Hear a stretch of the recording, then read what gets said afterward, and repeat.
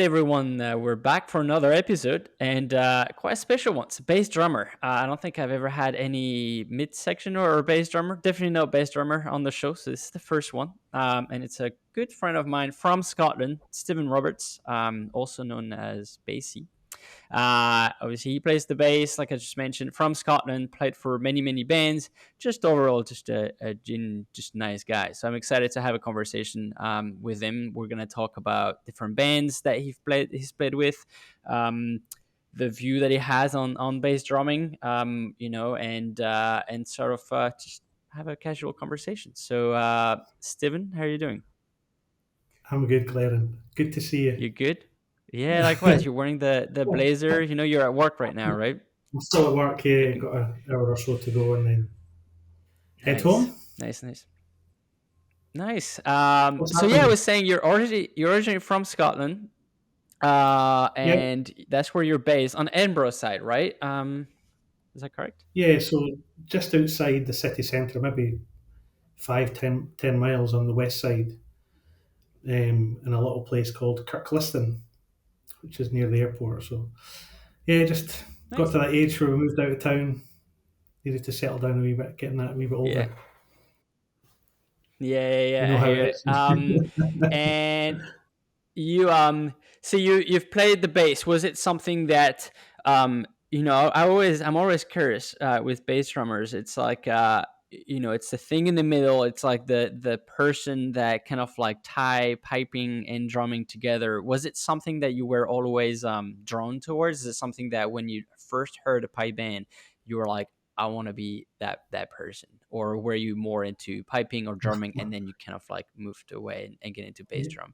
Yeah, I fell into it quite interestingly in that I started off as a snare drummer, just a wee boy in a little place called South Queensferry, local band, just rattling about a pair of sticks, 8 years old or whatever. Um, no idea what was going on. I just wanted to play the drums, that was it. Local band was there, and that's really how it started, snare drummer.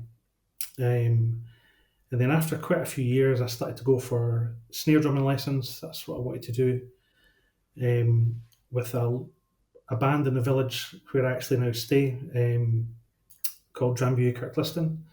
So I was getting some lessons from the leading drummer there, a guy called Bryn Butler. And you know, when your drumming instructor says to you, fancy playing the tenor drum? It's that's the hint that you need. So he then offered me the chance to learn the tenor drum, play the tenor drum in his band Drambuie, who at the time for me was like really the only band I'd heard live, and I think because of that, I thought that these were the real deal.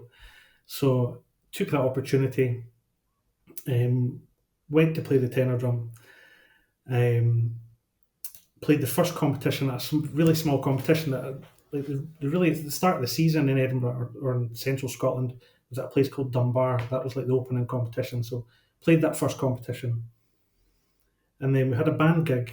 I think the following night at a place in my home village, actually, really stately home, really prestigious event during that night. And as we pulled up to the band gig, the bass drummer and his brother are fighting on the lawn of before this gig. So massive fallout, as typically happens with pipe bands. We didn't have a bass drummer, so very very quickly, I found myself the bass drummer of the band.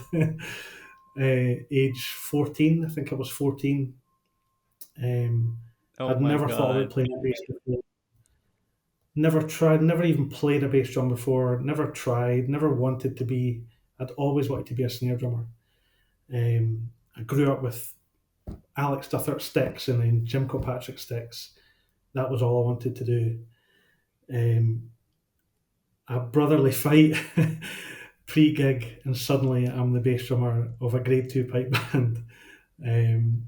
So that's how and I got and into here bass you drum. are, like you that's That's what you've been after that. That's what you've been assigned to. That's hilarious. I mean, what a story I had no idea. I mean, we've known each other for a few years, but I had no idea. That's amazing. That was And were it. you like, did you feel like, yeah, that was it? You were like, I'm set. Like then you were like, I'm gonna actually kept, doing the bass drum, or were you like half like doing tenor and then, or because you didn't have a bass, the band had to have Yeah, you. yeah. So we had I think it was the first major was about 2 or 3 weeks after that, and I knew that I had to really throw myself into this. Obviously I was practicing all the time, every night, all day. I mean, it was just like the fear of what was approaching this major championship. And I'd come from a pipe band that used to play parades. I just wanted to play drums.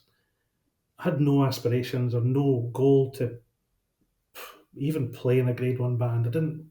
It just wasn't my thing. I just wanted to play the drums. And suddenly I found myself um, learning the snare drum, thinking I was going to play tenor, but also develop as a snare drummer. To then suddenly, I was now the bass drummer of Drambuie Kirkliston Pipe Band, a band that I had looked up to for years. I had any time they were playing, I'd go and listen to them. These were I just loved listening to them at that time. I was so young, um, and before I know it, I'm sitting there trying to learn two medleys, all the MSRs, just all the repertoire of the band as the boy in the middle. And I do remember that first major competition when I came off, and it was just really surviving. That was like my only thing, was just get through it. And all it took was a lot of great feedback, a lot of encouragement from a leading drummer, some really nice comments on the sheets. I think I realised the responsibility of the role. I thought, oh, this is all right. There's more to this than just like centre band beatings. I felt really kind of like I had a real important role in the band, and that's something that I thrived on at that point. I loved the buzz of being the only guy in the middle, listening to what was going on around you. So that was in 1994. Seems so long Nice. ago. And that's, So much has happened. So yeah, yeah, it was so. I love that you're saying that the first competition, and having comments about, rather you were doing a good job, I imagine, but also like that you're more than just marking the beat and just keeping the band together. There are like a lot more touch to the bass, and like what you can add to the overall ensemble. Was it what made you stick to it, just because you're like, well, actually it's not just like, because I can't play the snare and then there's no bass drum, so I have to be there. It kind of like switched to like, wow, actually I'm really into this has a lot of potential to um, make me grow as a musician in the band. Was yeah, it early on that you yeah, felt like that? yeah. I felt like I can really remember standing in the middle of the circle at that time. I should have been concentrating on what I was playing, but I was thinking, oh my god, there's quite a bit of responsibility here.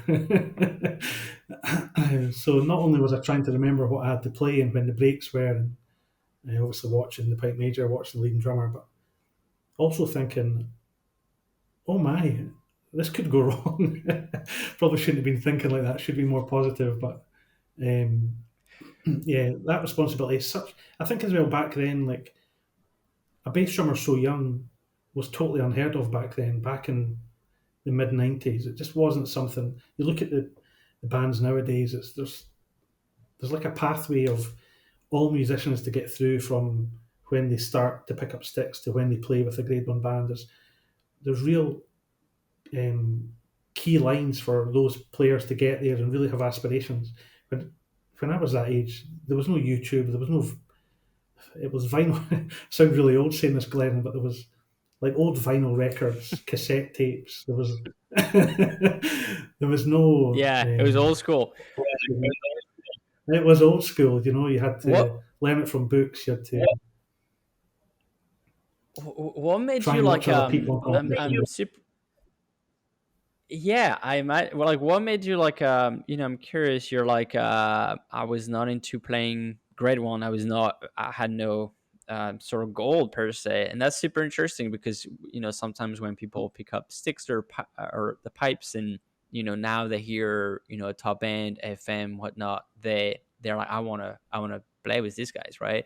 But you were kind of like going with the flow. You were very happy in the band that you were in, the local band. Yeah. Who was your aspiration? Like, who or what made you be like, I'm really enjoying the bass? So you said like all the responsibility, but also like, I'm aspired now to go and play for a top grade one band. Like, what was the transition? Like, were you pushing for it, or it happened to you because you were enjoying it and just the band came and approached you? Like, what was the transition to be a grade two fresh bass drummer to like a grade one competing at the top? Yeah, so my transition was Drambuie Kirkliston. We were grade two back then, and then again as another fallout in pipe bands, the whole drum corps left, and we went to a band in Newton Grange. So we actually stepped down a grade. Whole drum corps left. Went there for a few years. Bryn Butler was leading drummer at the time, and then I think after a year, it changed to Mick O'Neill, who's leading drummer of Fife Police.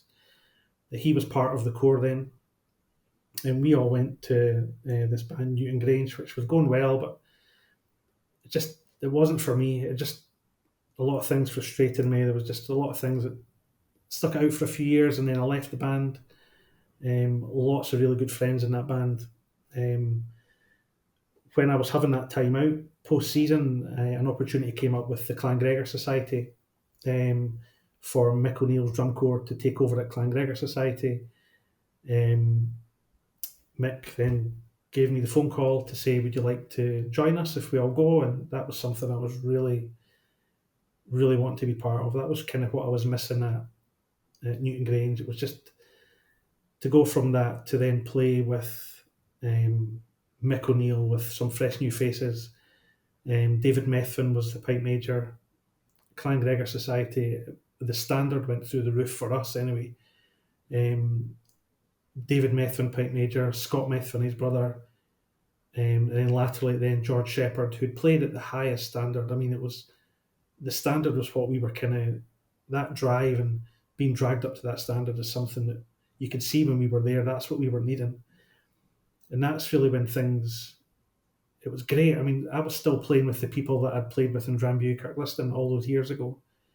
And I just wanted to play the drums with my pals. I just wanted to go and play. I didn't look at other bands and say, oh, I want to join that band. I want to do this. I want to do that. I just wanted to play drums with my pals. That was your goal, yeah. That was my goal. It took a lot for me to leave Newton Grange because I knew I would be leaving. I wasn't going to play with anyone. I didn't want to play with anyone else other than that group. Clan Gregor happened. Clan Gregor was fantastic. I mean, the guys in that band were amazing, great personalities. That you were like bonding well out. with them from a friendship standpoint, but then it was also a big grade change. I mean, no, it was grade two to grade one. But did you feel that you had to step up, or because you were enjoying what you were doing, you were enjoying being with the people that you wanted to play with, it naturally just like you improved that way, or did you have to sort of work harder, or was it a big gap in terms of like playing style and stuff? Yeah, so there was a big jump. We got people along to listen to the band. We got a lot of advice. Individually, certainly I watched different playing styles, what other bands were doing, taking time out to go and watch other bands warm up, seeing how they were warming up, how they were structuring it, what were they doing that was making them better than us. So lots of trial, lots of error, making lots of mistakes, but we were just trying different things, and it was great. It really was. And I played with them up until 2004. It was honestly the time of our lives, but I had I didn't want to leave the band. I just didn't. It was great. It was going so well, and then Band season finished, and then I got married. A few weeks after the band season finished, I went away on honeymoon. Heard a couple of noises that there might have been an approach coming from Shotts back in 2004. Standing at an airport in Glasgow, waiting to fly out to Switzerland at the check-in desk, and my phone goes. That's the phone call to say, would you like to come to Shotts, effectively? Would you like to join the band? I think as well, when you're recruiting a bass drummer, it can be quite difficult because a snare drummer can slot in and out, a piper can slot in and out, obviously a tenor drummer. A bass drummer you can't. So that transition, that recruitment is always going to be really difficult to manage. It's always going to be difficult to, unless someone leaves like I did at Newton Grange, then moving that role on can be pretty chaotic. Are you saying that because you can't replace, or the band, obviously you have to have tough conversation, because if you leave a band, then the band that you're leaving have to replace you with someone. It's not just a piper, like you were saying, or a drummer, right? Is that in that sense that you're saying that, or more like, the playing style and what you bring to the new band? Yeah, so there's tough conversations to be had.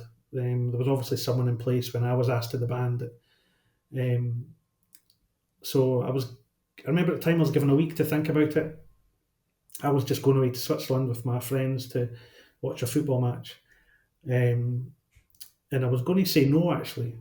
I was going to say no to joining Shotts. And I was sitting in my mum and dad's house, and I can always remember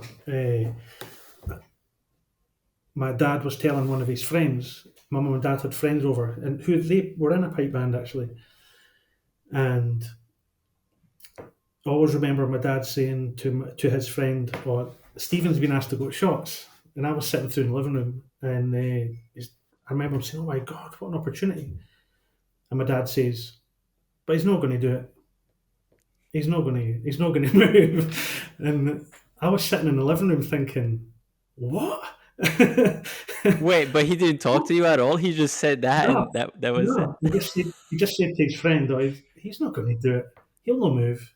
He'll not leave that band." And I was sitting there thinking, "I will." Wow, So I'll that was show you. Yeah. that was the kind of moment I was like, "Does he think I'm not going to do this?" And that was the. I was going to say no. I just, one or two guys in that drum corps, I just thought I cannot be in that band without them. I absolutely loved playing. The time I had with my friend Ian was just, the whole reason I went to band is to sit in the car with Ian. It wasn't. It was just that, Right. just the tie to that. And then hearing my dad saying that, and I was like, no, right, okay, let's get this done. That was the moment. Nice. Yeah, so that's how it came about. Total through the roof again. That's a funny story, because you would think your parents would be like pushing you to do it, but the fact that they were saying the opposite, like, nah, he's not gonna do it because he loves this band so much, and and then you were like, well, I'm gonna show you, and then you join in 04, right, which was a very Yeah, successful year for Shotts. I think they won the Worlds that year. yeah. So after the season in 2004, I left Clan Gregor, joined Shotts in the winter of 2004, and then won the Worlds in 2005. Had to change my Right. style, had to change my playing style dramatically. Like I could not believe how much I was having to change my style. Just basically playing motion, straight motion. I had to stand in my flat with someone holding my arms, because I had played felt like a more UK motion for my whole life, and then I had to change to a kind of more American motion, North American motion. It was just like ridiculous. So for 4 weeks, I just was in my house playing straight time to music because I couldn't play it. I could That not. I must had have to been like go right physically back. demanding as well, right? Well, I had just left all my best mates in a grade one band, and then I'm standing in my flat struggling to play straight time. It was a worrying time, Glenn. I'm not going to lie. We had Celtic Connections coming up. I mean, Celtic Connections, the Royal Concert Hall in Glasgow, and 4 weeks before that, I can't even play straight time. I'm not going to lie, Glenn. I did stay awake. I did stay awake at night quite a few times, worrying what the future was going to be. But I just had to grind it out. Sounds ridiculous, Was but it when you say the playing style was different? So obviously the technique. Did you feel like it was just a different style, so that's why you had to sort of work harder, or do you think the demand of the role of a bass drummer was different with Shotts than it was with any other bands in terms of like what the band was expecting of you, in terms of like impact? yeah. So typically, I was always used to a bass drummer just doing exactly as he or she just pleased. It didn't connect to anything. As soon as I got to Shotts, it was visually I was going to match exactly what the tenor drummers were doing. So the motion had to be all of us doing exactly the same, and that was a non-negotiable. Rightly so. So that's where the style for playing straight time came from. That had to match what they were doing, and they made it look so easy. But I had been doing this other style for 10 years, and all of a sudden overnight I had to change. Um, I had to put the work in at home. I had to put the work in at work. I was anytime I could. I had to nail this. I had to nail the music. I had to prove that the difficult decision and the difficult conversations that had been had were worth it. So that's really where my motivation came from at that point. Is I had to prove all the people who from my old band who wanted me to fail, all the people who had were part of the upheaval for me to come into the band. I had to prove that this was a right decision. And at the Right. time when I was in my flat trying to learn straight time, it felt like it was the longest road, but I just had to grind it out. I had to put every single Yeah. second Did you into expect that and get. did you expect such a change? No, I did not at all. I did not, and until I went to my first practice and I was told, "Oh, by the way, you need to change your style." I was like, well, "I'm here because you think I'm good, so why am I changing?" But oh my God, Glenn, honestly, but such a good thing to Crazy. do. I love that you're like you're still thinking about it, and how impactful it was in your playing and in your career. Imagine, right? Like you're like so worth it because it made you out of your comfort zone. I imagine it made you work harder, but also see a different perspective on the role of a bass drummer. You felt like that was like yeah. You think that the way you were looking at bass drummers and the way you're approaching the role of a bass drummer changed a lot at that point, like changed your mind altogether? Yeah, did dramatically. The role, the my role in the bass section, but also my role in the band as a whole, and some of the material that was playing was more focused towards emphasising the piping and some really key pieces that are still to this day. I think, my God, that is genius. I mean, genius as in not that I've came up with them, but the music that we played in slow airs and bits of the piping that I was picking out were just like a total game changer for me. Really, just had always been focused previously to the snare drum and what they were doing, but this was now I was in the middle of the band, and my role was to um, fit in with the piping, obviously fit in with the band as ensemble, pick out bits of the tenor score, emphasise some of the snare drum, and it was a total game changer. And I think as well what we were doing back then in 2005 was the standard was fantastic. It was phenomenal to be part of, and to also try and lead other people and to think about things a wee bit differently in how they do things. You feel like I'm really super curious. Like it's so interesting because when you I mean, this is why I have this conversation, right? Like, I mean, I know you, but also when you listen to a band, you don't know the behind the scene of like how hard that person worked based on, to fit in the style, but also what they learned and they got out of the, the change, or meeting new people and new style. Do you It is super interesting. Do you feel like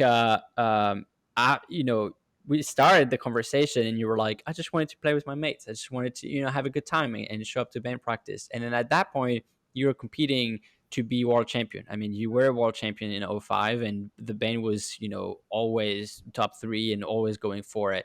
And you said you had to work harder. Did you feel like you had it in you, or you were like surprised by yourself for pulling that off and working hard and making it happen and being world champion? Yeah, well, I, th- I thought I had it in me. What was driving me was the fallout from me leaving Clan Gregor to joining Shotts. Personally, was like phenomenal, as in not in a good way. The kind of discussion I had with my wife Kirsty at the time was, "Oh, they're all really good friends. Those friends will stay. It'll be fine."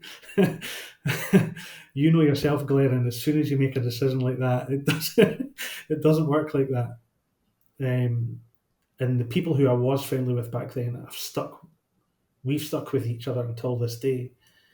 And anyone else who hasn't stuck with me through that is like, oh, okay, that wasn't meant to be. But the people who I have kept in touch with, it was such a difficult decision, but that was driving me to make sure Shotts was a success. I didn't want to be seen to have made the wrong decision, to have not been able to succeed in it, to not been able to have coped.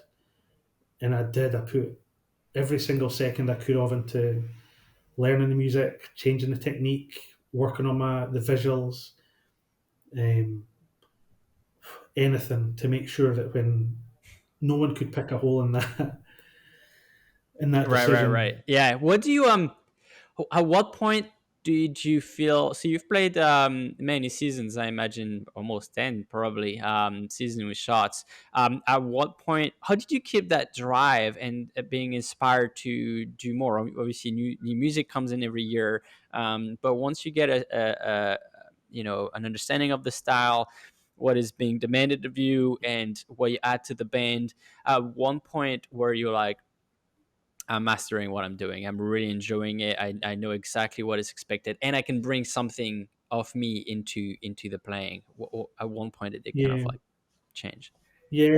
There's probably a couple of seasons into Shotts where it was actually a night where I think we were working on a transition, and I think the first ever time I'd found my voice in that band hall was I'd made a suggestion to Rab Matheson. It's something so simple that Rab agreeing is just like, that was a kind of moment where I thought, all right, okay, that actually went not too bad. I've suggested something to Rab Matheson, who I've looked up to for years, and he's been like, "Ah, that's a good idea." So that kind of those little moments give you confidence. It sounds so tiny, but it's just these little things where you go into the Shotts band hall, you look at the faces around you, you think, I don't need to suggest anything to Jim Kilpatrick. Why would I need to suggest anything to Jim or to Rab? Right. Guys are like guys that I've looked up to for years and years, so I'll just stay quiet here. Ye- um, Yeah, yeah, but yeah. That's good. the longer you stay there, the more faces that change. You start to become one of the longer serving players in the band. You start to find your voice a wee bit. You start to gain confidence like you wouldn't believe based on how you were being managed, how Jim made you feel, how the other people in the core made you feel. It was all great management, man to man management, hard work. I still say that now. I used to say that at the time as well. As the band who'll win the Worlds will be the one who'll work the hardest, and there would have been no drum corps at that time that were working harder than we were. We were staying an hour after practice. We were getting there early. We were doing weekends. We were, I think, we'd done 14 days in a row leading up to the Worlds. It was just, we were doing full days at the Todd Bar as a drum corps. We were flying, absolutely flying at the time. And that was a buzz. You got the crowds, the style you were playing. It was absolutely flying, and that's what drove you. That's what you just knew. If you weren't going to be there to do it, then someone else would be. So there's hundreds of people waiting for your position. So you had to be on fire. Wow. That's a It was good. great yeah, I love to hear it. It's a great mentality, obviously. And I remember '04 was the first time that I traveled to Scotland. It was my first trip to Scotland. It was the first time I was at the World's Pipe Band Championship, and you guys were practicing at the Todd like every day, all the time. Obviously, it was a little bit of a promotion part, but it was also like, just like you Mm. said, working the hardest and working hard at it. And you could feel, I mean, you guys had some very, very successful years, winning a lot of drumming and also as a band. So again, I love to hear it, because sometimes you listen to a band, and most people you talk to, they'll be like, yeah, I play in the band, I play pipe band, it's cool. But it's, it's twice a week, 3 times a week, and sometimes every day of the week, and it's no kidding, right? It's no joke. Even like, no, long ago, a week or two ago, some of my friends from New York were like, "Oh, maybe we should go and check out the competition, and check out the week." And I said, "Yeah, you guys more than welcome, but I'll be playing every day. I'll be playing every day. There's like, it's not just Yeah, holidays and going and exploring, But I love that you're sharing how hard you guys were working, because it shows when you listen to the recordings, the level you guys were at. And yeah, it's quite yeah. crazy. When I want to touch on like, um it seems like it's super inspiring. You started with like, all right, there's a fight. There's no bass drummer. I have to step up. Cool. It always starts Where or ends you in a fight. oh, it starts, yeah. Um, and then you go up the rank to a grade one band with your buddies, and it's like a lot of fun. And then you play with the world champion band. You're a world champion. You're getting after it, working super hard. The core at the time was insane. Um, and what, like, out of like all that knowledge, now you're teaching. I know you've been to Kansas City in the US to teach at the sort of events that they have going on there in January. Um, what is the as your eyes and your perception of bass drum change, because you've seen sort of like everything, right? A little bit of everything. Um, what do you listen to when you listen to a band? Even right now, I don't know if you're still listening to bands, but if you go to a Yeah, competition, what's the thing that do you listen to the bass drummer, or do you like, no, oh, I'm gonna listen to the band? I can't. It's the only thing I can hear when I go and listen to a pipe band.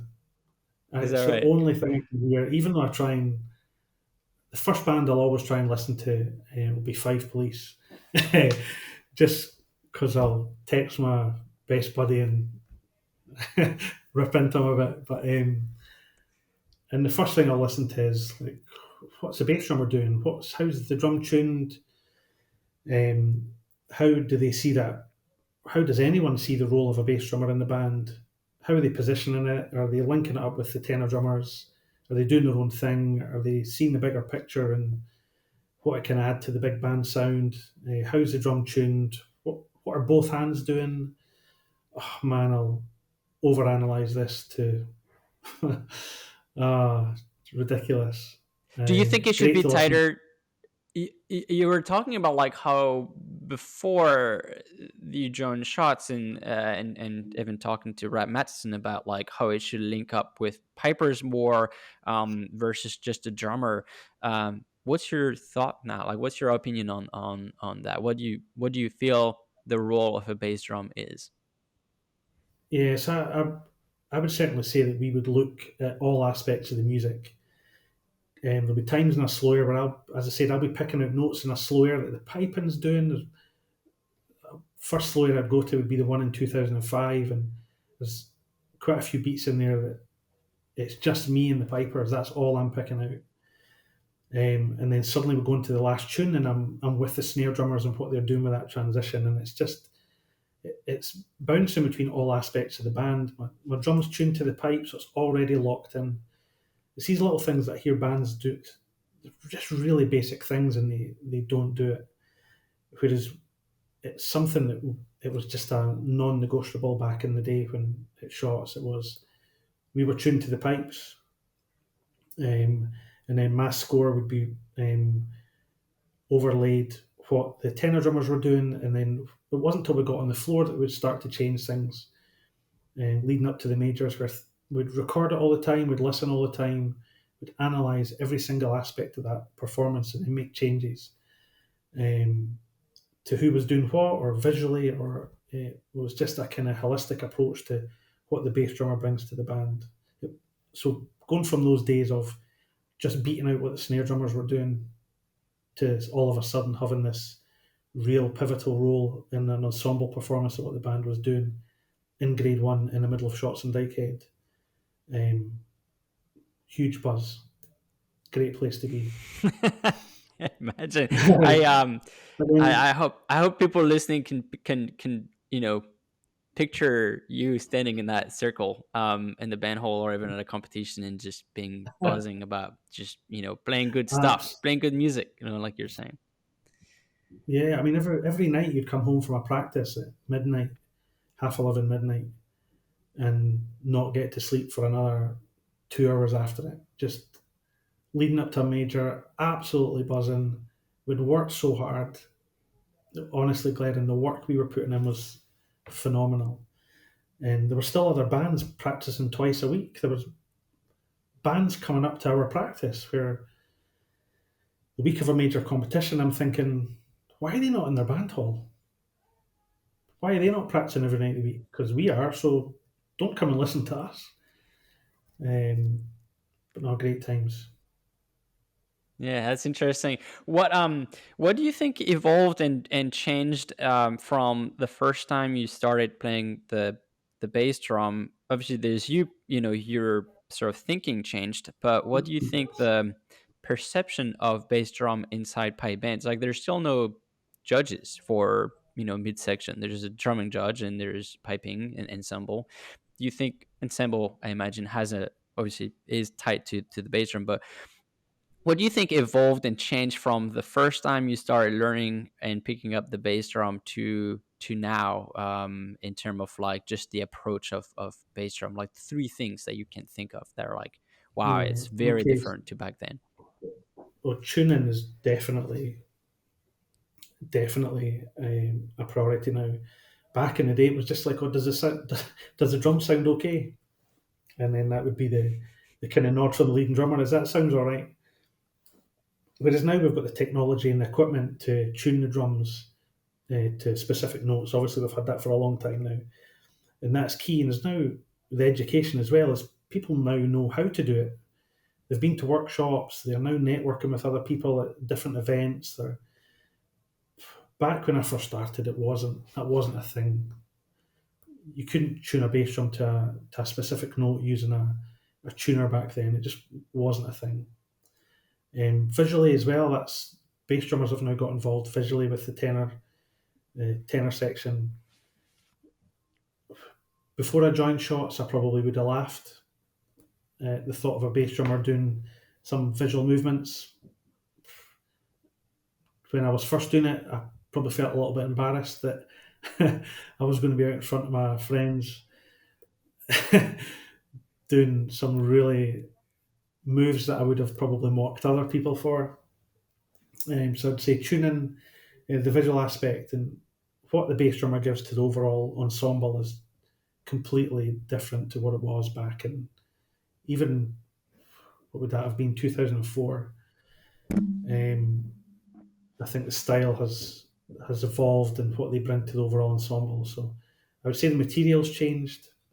I would say the tuning's hugely improved, and the visual aspect as well has improved, and it does add something.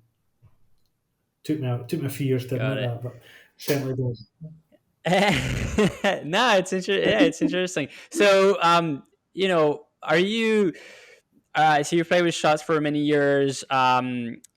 are you actively playing now? You're not playing with anyone at the moment. Are No, you teaching a bit? You're judging. Like what's the yeah, what you're so up to? a little bit of judging. Yeah, I've been really lucky to have been involved in Winter Storm a few times, um, which is absolutely phenomenal. The best piping and drumming event. Absolutely loved that. I should say as well, actually, when I did leave Shotts, I joined Scottish Power for 3 years. Totally different style. Um, Unbelievable band, unbelievable pipe core. I mean, the standard from going from Shotts to Scottish Power in terms of a pipe core was unreal, glaring. Honestly, it was the numbers they had. I think from when I left Shotts, there was maybe the front end was the numbers were a little bit light. Things maybe weren't going as well. To then step into Scottish Power, who were getting criticised because of the numbers in the front end. There was calls for bands to limit the amount of pipers. It was, I think, at one point there was chat of us getting two coaches to go to majors. It was just how that band was run was how that band was run was like a Premiership football club. The support, the commitment to getting the best equipment, the commitment from certainly from that pipe core and Chris was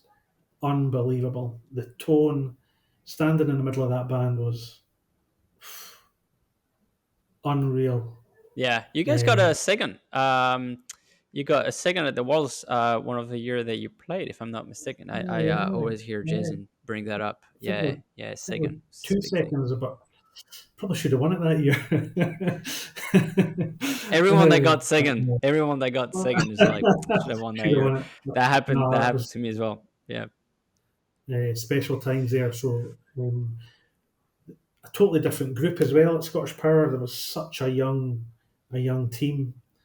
Um, I could see that was kind of the start of the youth taking over pipe bands, which was fantastic to see. It was a wild. I mean, Chris himself was a young guy. The guys that had around him, Donald Mackay, a lot of young players, Craig Muirhead, Chris McDonald, lots of young guys who were also liked to party. So that's when I started to feel my age at that point. But Good three banter. great years at Scottish Power.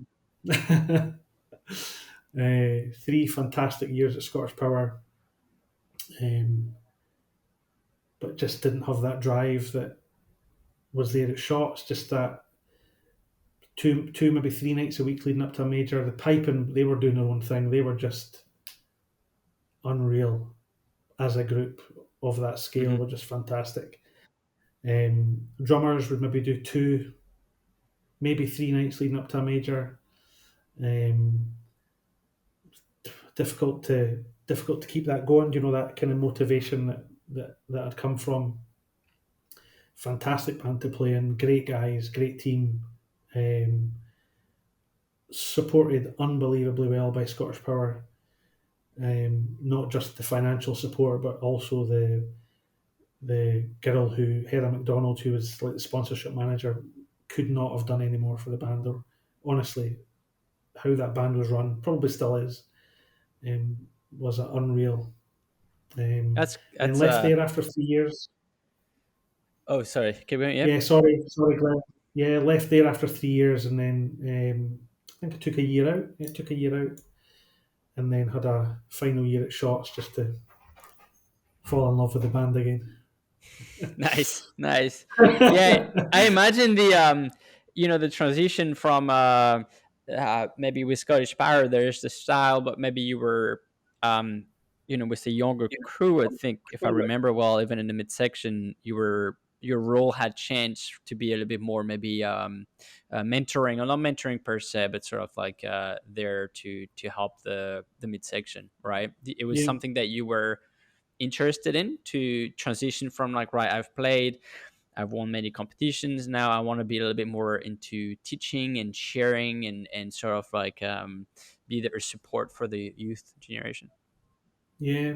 I mean, certainly how things were running at Shotts, where you start to know what the scores are going to be because you have played them. You have played Jim's style of scores so much that you start to know when you hear the score what the bass score or what the tenor score is going to probably be.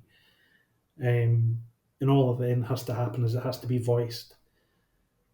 To play that for years, it starts to become a little bit automatic. Mm-hmm. To then shift to another drum corps where the style is unbelievably different. How they play Highland Wedding is completely different to how you think it should be played. Obviously, the scores are completely different. And that transition was really difficult for me because I couldn't just assume what the scores were going to be. I mean, I could play Highland Wedding about 20 different ways. I probably did. But to then have to play someone else's Highland Wedding where your interpretation of it probably is really difficult to get your head around. That was a real challenge. As much as I had the style and the experience, I had to learn, obviously from scratch, how things were going to be, what their normal was going to be. We improved things in terms of the tuning. It was really difficult back then to recruit tenor drummers. It seemed to be 2, 3 the bands were just recruiting tenor drummers just to stop other people from getting their hands on them. Guys going out with Right. 10 tenor drummers just to stop other bands. People doubling up tones. It was just really difficult to recruit. But the end product was that second place at the Worlds and a fantastic performance, two fantastic performances in 2012 and 2013. Yeah, both Unreal yours. Yeah. medleys put together by Chris and the team. Real special performances that even now are so entertaining to listen back to. Yeah, which leads me to my final pipe band related question, which is what's your favorite medley? Like if you had to pick one medley, be it Shotts, Clan Gregor, which had some serious quite good Oh, medleys as well, or Scottish Power, or a band that you've listened to, since you haven't kind of stopped playing. What would be that one medley where you were like, that was cracking? I'm. I mean, I would probably be drawn to the one we won the Worlds with, Cleveland Tiebreak.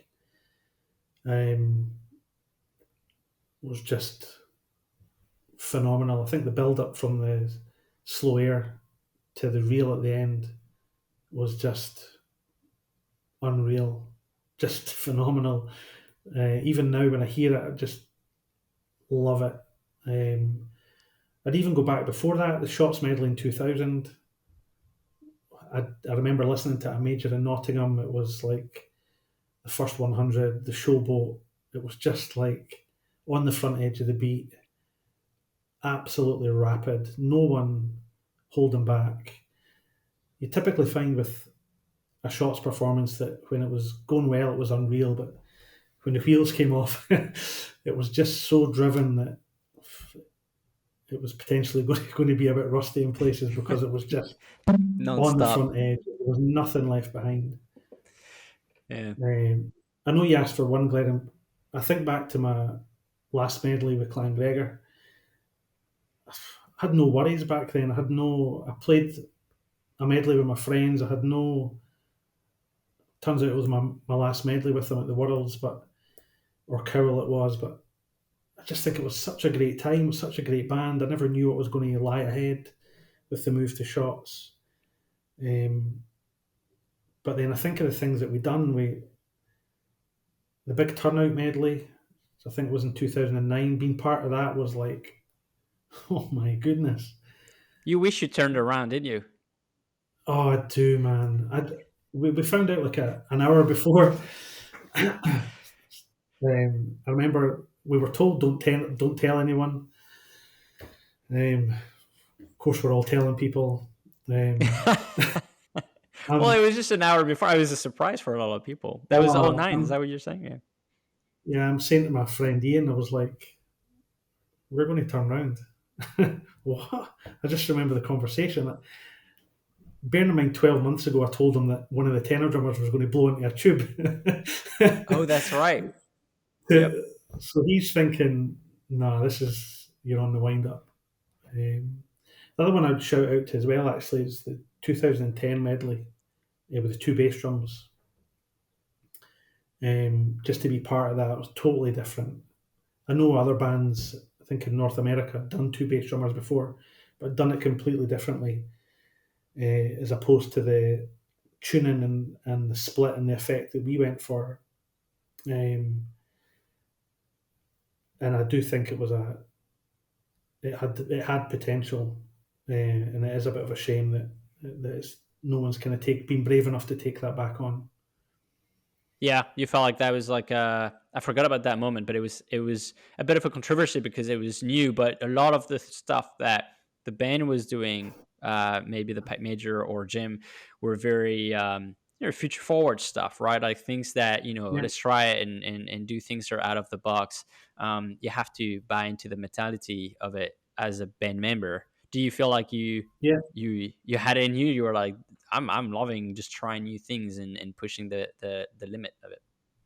yeah. I mean, certainly at the time, definitely not. I mean, definitely not. I mean, you can't not feel unsettled as a bass drummer when that kind of conversation is happening. I mean, that is like when you turn up to the band hall and there's someone else there. I think this was like 2008 or something, and they're like, "Oh, pleased to meet you. I'm Steven. Oh, I'm the second bass drummer." You're like, wait, what? Totally, and you're like, "Aye, really? Are you? Aye?" So it took a lot of convincing. It took a lot of balls to kind of make it happen. But we worked on it. I certainly think back then in that 2010 season, even when I listen to the performances now, I was absolutely flying. There's no doubt about that. I think the drum was sounding great. I had the scores nailed down.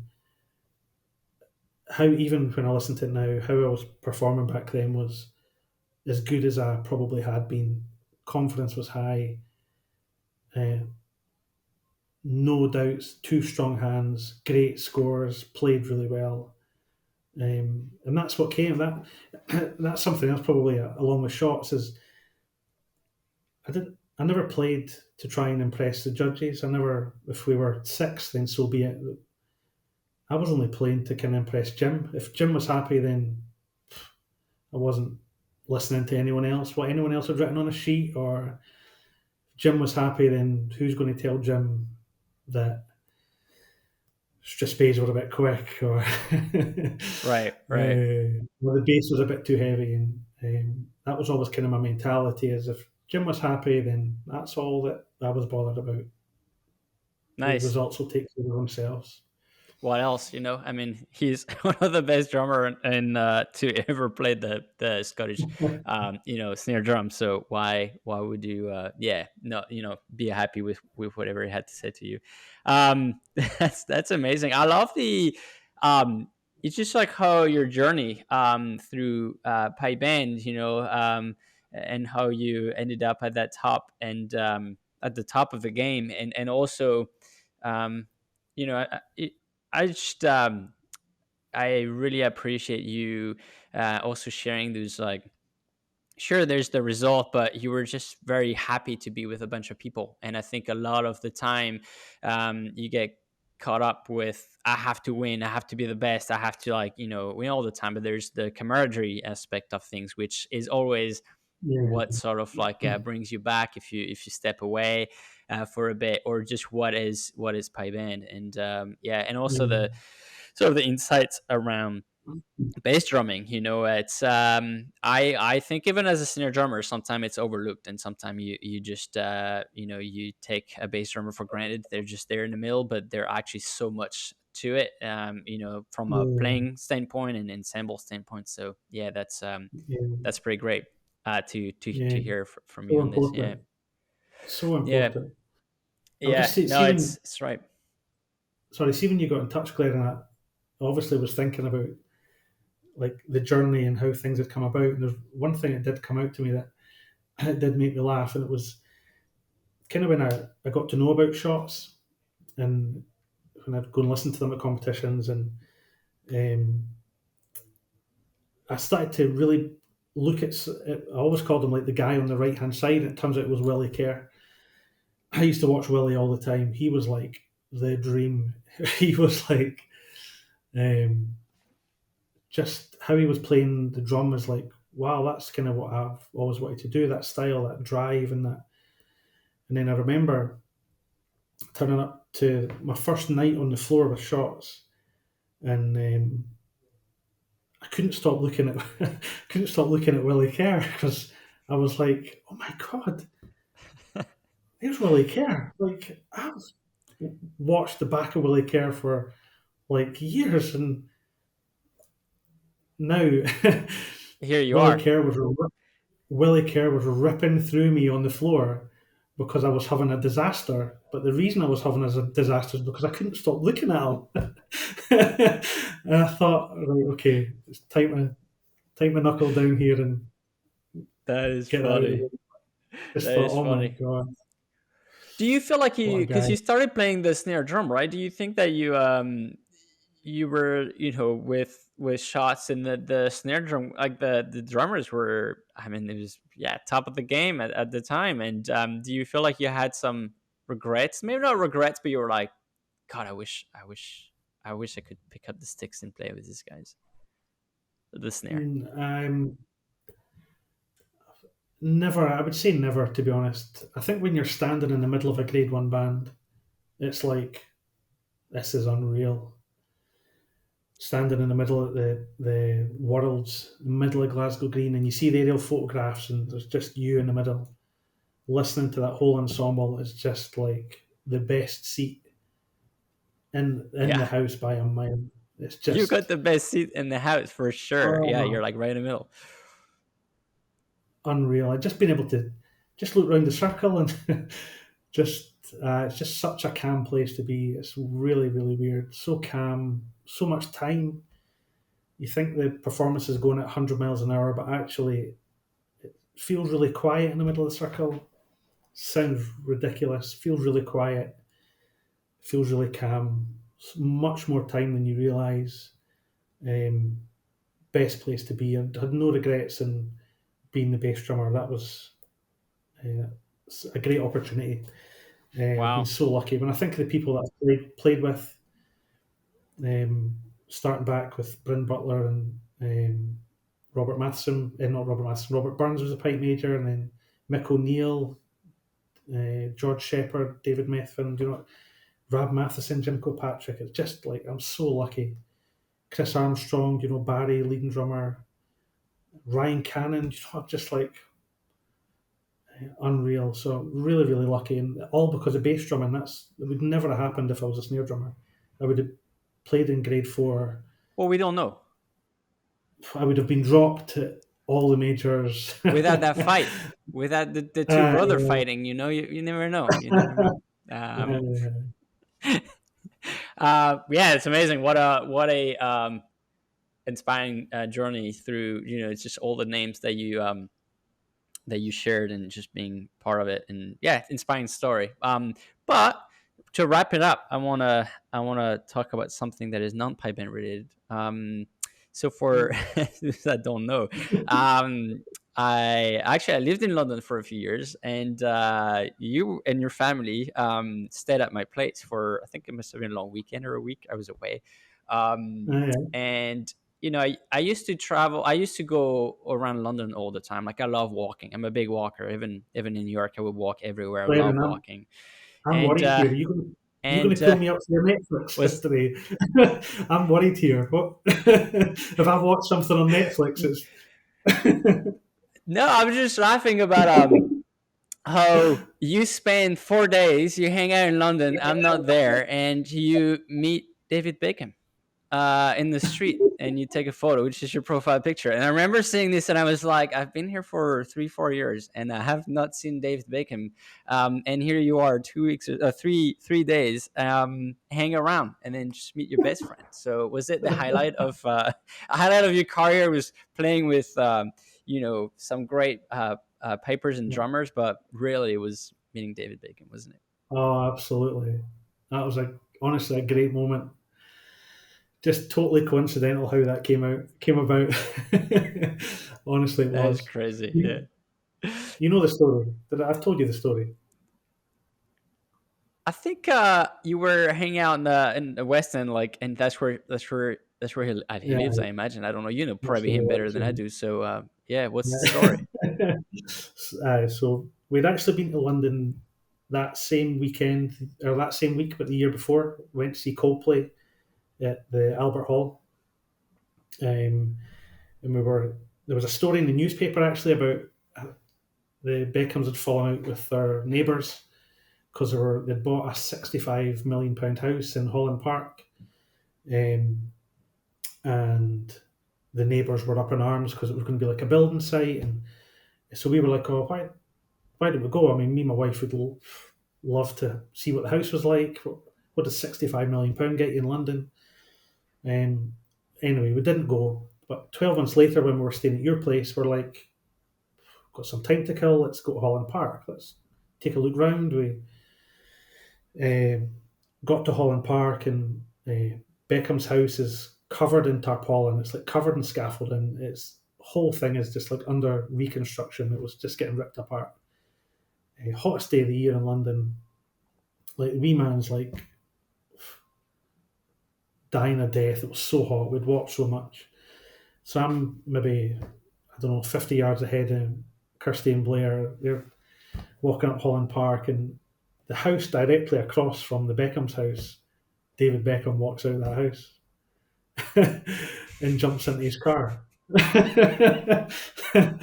So it was just like that's meant to be his house because it's under construction, but turns out they were renting the house across the road. So he jumped into his Right. car. Um, it turns out he was going to drive. I thought he was going to drive away, but then he was just putting his car. He was parking his car in the parking space. So we had crossed the street, and he got out of his car, and that's when we spoke to him and asked him for a photograph. Shook his hand and stuff, That is and crazy. just like Did you? Blair was probably freaking out. Your he son was was totally probably cool. like, It was Kirsty and I that were like, really? I couldn't work my phone, so he had to take the photograph. Wild. Wait, did he text it to you? So you had to take the photo and then he texted it to you? See, no, he took my phone and took the photograph. Oh, because you couldn't Um, open the phone. You're just like, yeah, that was just like, excitement. simple things, That's Blair. hilarious. I always laugh when I see your profile picture. I always laugh, and I'm like, God damn it! I never see anyone, and then you come for a weekend and you see him. That's amazing. It was a great time. Yeah, no. Thank you. Yeah, thank you so much for chatting. It's been a while since we've caught up. So Yeah. hopefully I'll see you around in August if you're Yeah, swing by the Glasgow Green for a listen. But yeah, thank you so much for definitely. taking the time and share Yeah. your story and stuff. So It's good to see you as I well on appreciate it. the old vlog haul. Yeah, yeah. They I guess they could understand me, and they figured that having an accent that isn't Scottish would be good on the video. So Well, I made an I, appearance, which is nice. I tell you who's got an accent that's not Scottish, and that's Stevie McQuillan. I'm sure you will I think, appreciate that one. oh my goodness! As I thought, if they got Mel Gibson to do the voiceover for Stevie McQuillan, what's going on there? I'll probably leave this bit. I'll leave this one just for him and make sure that he gets to listen. He would appreciate Good it. to see you, Glenn. That's amazing. Yeah, likewise. Enjoy the rest of your evening, and then thank you again. You Looking too. forward to seeing you in person very soon. This is All right, Glenn. take it Cheers. easy.